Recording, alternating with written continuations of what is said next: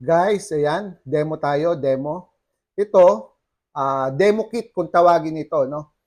Ngayon, ito yung representasyon ng bahay. Meron tayong kontador, meron tayong breaker, at meron tayong mga outlet. Wala tayong gagalawin pagdating sa breaker, hindi natin siya itatampered. Okay? Ang gagawin natin, dito tayo sa loob ng bahay natin. Kasi kapag ginalaw natin to, mayayari tayo sa Meralco. No? Kumbaga, illegal yun. Di ba?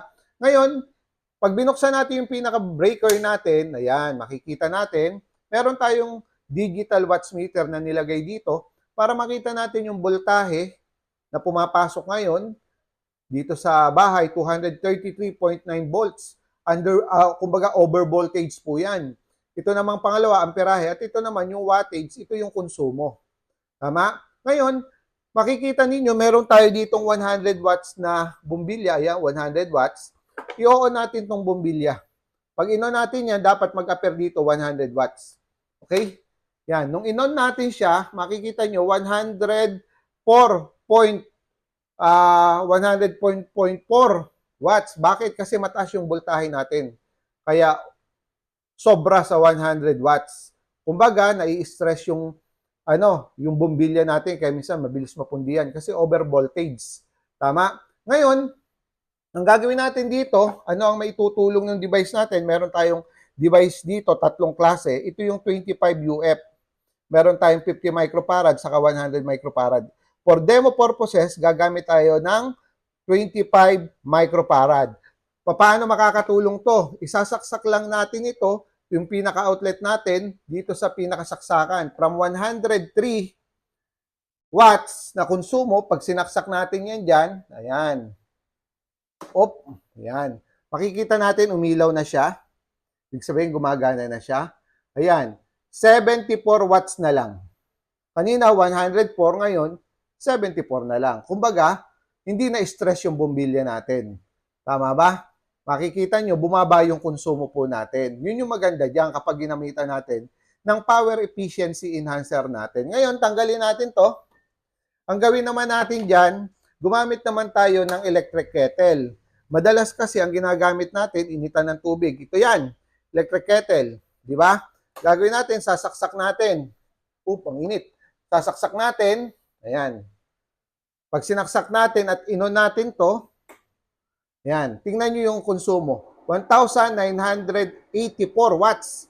Kaya minsan, ang laki ng bill nyo ng kuryente kahit konti yung appliances nyo kasi umaga, tanghali, gabi, gumagamit nito. Tama? Nagpapainit ng tubig, nagpapainit yung pampaligo, di ba? Ayan, tingnan nyo, ang bilis ng ikot, oh. Di ba? Ngayon, ang gagawin natin, pwede natin isaksak tong device natin dito. Pag sinaksak natin yan, ayan, may bawas lang ng konti. Nasa 1,944. Ang gagawin natin dyan, ididirekta natin. Stop muna natin. Ididirekta natin ito dito sa pinaka-device natin. Di ba? 1,940 plus, di ba? Yung konsumo, yung kettle natin. Ito, meron tong saksakan dito. Ang gagawin lang natin, dito natin isasaksak yung pinaka-kettle natin. Di ba? Kasi naka-design to dun sa mga resistive load kung tawagin, yung mga walang kapasitor. Ang ginagawa nito, parang ginagawa niyang inverter yung mga device natin na resistive. Dahan-dahan niyang pinapainit. Di ba? Pero ang good news niyan, mas nakakamenos tayo. Mamaya explain ko sa inyo. Ngayon, pag sinaksak natin yan, i-on natin yan. Ayan. Ayan. Sinaksak natin. Ayan, naka-on na yan. Makikita nyo, naka-red. Ayan. From 1,900 plus, ang konsumo na lang natin, 88 watts na lang. At makikita nyo dito, mas mabagal po yung ikot kumpara kanina. Nakita nyo yung itim bago bumalik. Di ba? Di ba? Bago bumalik, ang tagal. Ayan, kumukulo yan. Di ba? Ang tagal bago bumalik. Ibig sabihin, nakakamenos.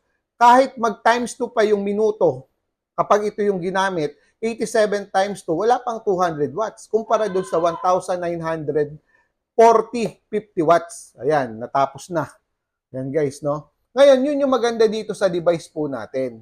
Kaya ang gagawin lang natin, gagamitan po natin ito. Ibig sabihin, kung meron tayong mga bukas na appliances, gamitin natin tong device po natin.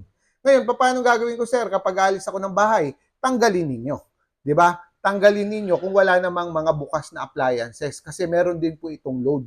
No po, may load din po ito kaya dapat tatanggalin niyo kapag aalis po kayo. Pero maganda diyan, every time na gumagamit po kayo ng mga appliances po ninyo, ang good news po niyan, nakakamenos po tayo. Yun lang and good morning.